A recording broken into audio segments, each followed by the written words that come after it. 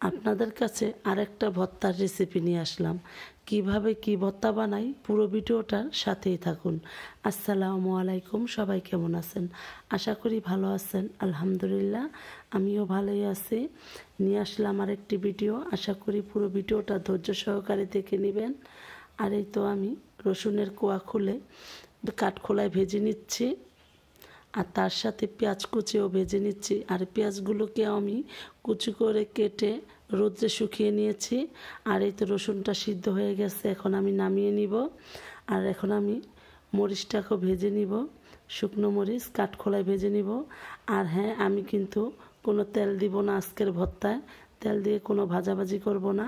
আজকে শুকনো ভর্তা বানাবো। আর এই তো কালো জিরাগুলোকেও আমি ধুয়ে রোদ্রে শুকিয়ে নিয়েছিলাম, এখন ভেজে নিচ্ছি।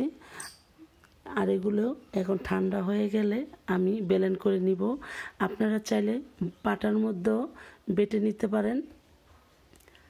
আর আমি লবণগুলো এখন কাঠখোলায় টেলে নিব, কারণ লবণের থেকে পানি ওঠে। অনেক দিন ভর্তাটা রাখতে হলে লবণটা টেলে দিতে হবে, না হলে ভর্তাটা নষ্ট হয়ে যাওয়ার সম্ভাবনা থাকে।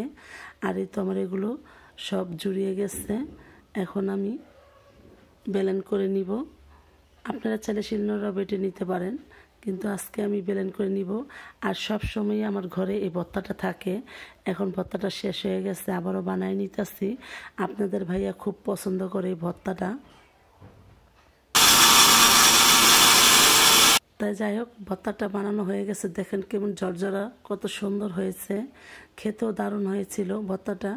আমরা অনেকেই পেঁয়াজটা দেই না, পেঁয়াজ ভিজা থাকে দেখি, কিন্তু পেঁয়াজটা রোদ্রে শুকায়া দিলে, পেঁয়াজটা দিলে ভালো হয় ভর্তাটা খেতে।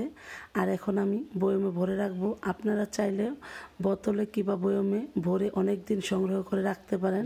তো পুরো ভর্তার রেসিপিটা আপনাদের কাছে কেমন লাগলো অবশ্যই কমেন্টে জানাবেন। আমার ভিডিওটা এ পর্যন্তই। আল্লাহ হাফেজ।